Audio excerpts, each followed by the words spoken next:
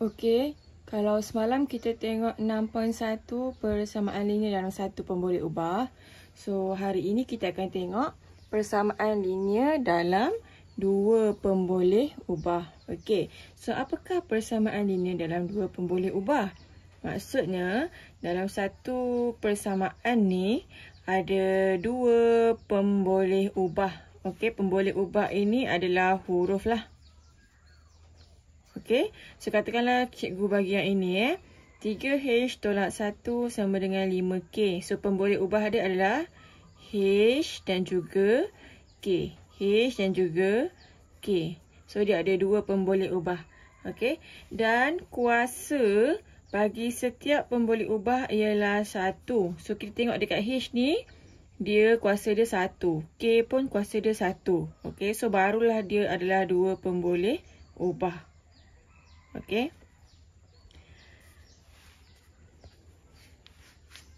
Okey, sekarang cuba kita tengok dekat bawah ni.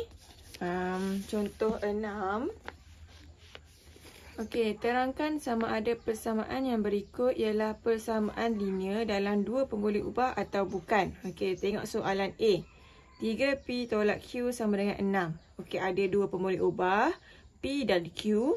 Kemudian kuasa untuk P dengan Q ni adalah 1. So, dia adalah dua pemboleh ubah. Okey, B. 7X kuasa 2 tambah 5Y sama dengan 9. So, kita ada dua pemboleh ubah iaitu X dan juga Y. Tapi, dekat atas X ini, okay, dia ada X kuasa 2. Kalau ada kuasa 2 ni maksudnya dia tidak mengikut syarat. Okay, pemboleh ubah kuasa dia mesti 1. So, ini bukan. Okey, seterusnya kalau dibagi macam ni, awak kena kembangkan. Apa maksud kembangkan? Okey, ni memanglah kita tengok, oh ada K dengan K. Okey, so, tak apa. Kalau macam ni, K dengan K tak apa, tak payah kembangkan. Sebab K dan K adalah huruf yang sama. So, kalau ada huruf yang sama, maksudnya dia punya pemboleh ubah hanyalah 1. So, dia bukan. Okey. Y per 6 tambah 4 sama dengan negatif 2X. Ni betul lah sebab dia ada X dan Y. Okey. Dan kuasa untuk X dan Y ni adalah 1. Okey, kat sini boleh tengok cara penyelesaian dia. Cara untuk menulis jawapan bagi soalan menerangkan. Okey. Sekarang kita cuba tengok bagaimanakah anda membentuk persamaan linear dalam dua pemboleh ubah?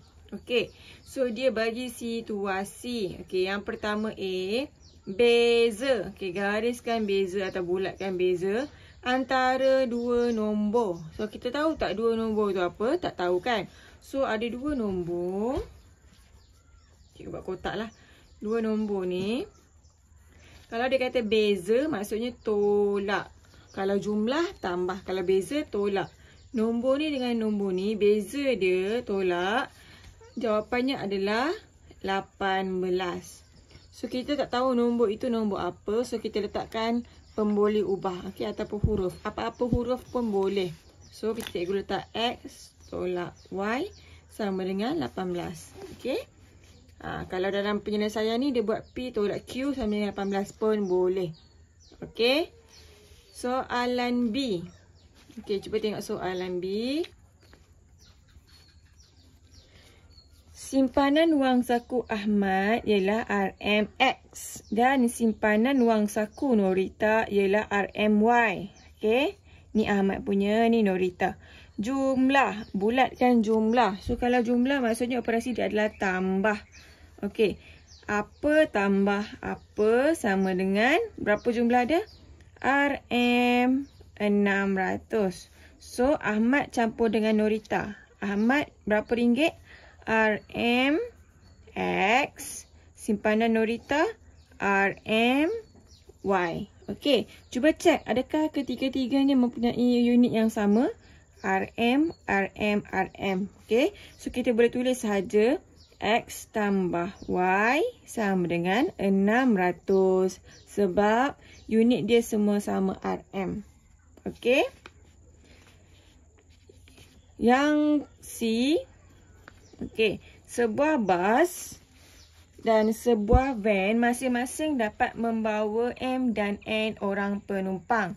Okey, jumlah penumpang yang dibawa oleh 2 buah bas. Okey, 2 buah bas. Sebuah bas dan sebuah van masing-masing dapat membawa M dan N orang penumpang. Bas ni dibawa M penumpang, van dibawa N penumpang. So, jumlah penumpang yang dibawa oleh 2 buah bas. Okey, 2 bas dan 5 van. Jumlah dia adalah 100 orang. So, 2 bas. Bas tadi berapa? 2M. Sebab dia kata masing-masing membawa M penumpang, N penumpang untuk van. So, 2M tambah 5 van N. Okey, sama dengan 100. So, itulah jawapan dia. Okey. Boleh semak dekat sini kita punya jalan kerja. Okey, seterusnya kita tengok contoh 8. Kalau yang tadi kita tengok dia bagi situasi, kemudian kita kena buat persamaan linear. Okey, ada juga soalan contoh 8 ni, dia suruh kita buat situasi. Okey, maksudnya dia dah bagi kita punya persamaan linear. So, kita baca dahulu. Okey, so dia bagi P tolak Q sama dengan 6. P tolak Q sama dengan 6. Dengan keadaan P dan Q masing-masing mewakili bilangan murid lelaki. Maksudnya P ni untuk murid lelaki, manakala Q mewakili murid perempuan. Okey, ini perempuan yang menyertai suatu ekspedisi yang diadakan pada cuti sekolah yang lalu. So, macam mana kita nak bagi tahu nilai P dengan Q ini bila kita tolak dapat nilai dia 6. Okey, so katakanlah kita tak tahu nak buat situasi dia macam mana. Contohlah cikgu gantikan P dengan Q ini dengan nombor. Okey, berapa tolak berapa dapat 6. Okey, contoh cikgu buat 9 tolak 3 sama dengan 6. Okey, so kalau 9 ini adalah untuk lelaki, maksudnya kita nampak bilangan murid lelaki. Okey, bilangan murid lelaki adalah lebih daripada murid perempuan. Okey. Kenapa cikgu letak nombor? Sebab kita nak tahu antara lelaki dengan perempuan ni siapa yang lebih banyak. Yang mana nombor ini apabila kita tolakkan dia, kita akan dapat 6. Okey. So, kita boleh tulis bilangan murid lelaki adalah 6 orang lebih daripada. Nampak tak lebih? Sebab itulah ada 9. Bilangan murid perempuan dalam suatu ekspedisi yang diadakan pada cuti sekolah yang lalu. So, talim balik. Suatu ekspedisi sekolah yang diadakan pada sekolah yang lalu. Okey. So, yang kedua B. Okay, cuba kita tengok. 4x tambah 5y sama dengan 35. Okey, tulis 4x tambah 5y sama dengan 35. So, dengan keadaan x dan y masing-masing mewakili harga dalam RM sepinggan nasi lemak. Maksudnya x ini, okey, x ni untuk nasi lemak. Kemudian y ini adalah untuk mi goreng. So, maksudnya kita nak buat macam mana? Okay, kat sini ada operasi tambah kan? Okay, so kita akan jadi jumlah harga. So, kita akan tulis macam ni. Jumlah harga bagi 4 pinggan nasi lemak. 4, kan ada tulis 4. So, X tadi adalah nasi lemak. Jumlah harga bagi 4 pinggan nasi lemak. Kenapa jumlah? Sebab ada tambah dekat sini. Okay. Dan 5 pinggan mi goreng. 5 pinggan mi goreng ialah RM35. Okay, itu cara untuk kita buat situasi berdasarkan persamaan linear. Okay, seterusnya kita akan tengok muka surat sebelah. Okay, so yang ini kita akan tengok bagaimanakah anda menentukan penyelesaian yang mungkin bagi persamaan linear dalam dua pemboleh ubah. Okey, so dia akan bagi macam ni lah.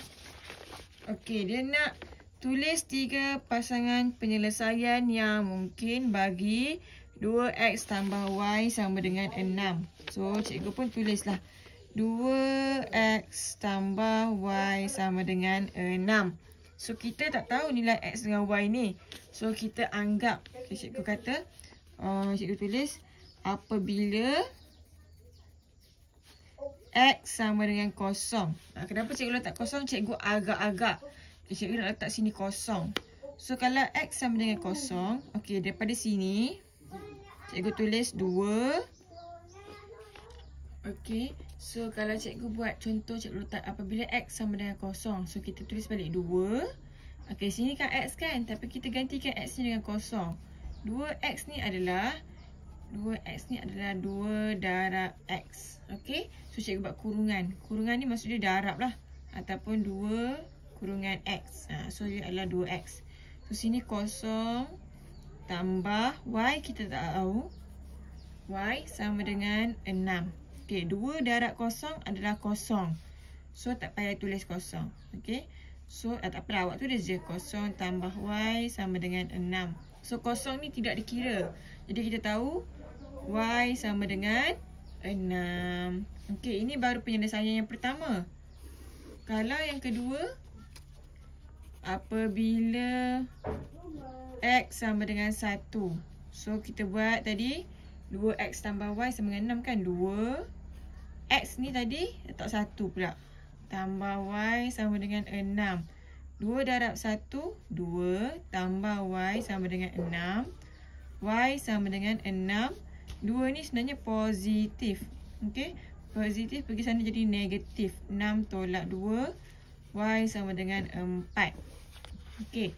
Yang ketiga, tadi kita buat x sama dengan kosong, x sama dengan 1. Sekarang, apabila x sama dengan 2.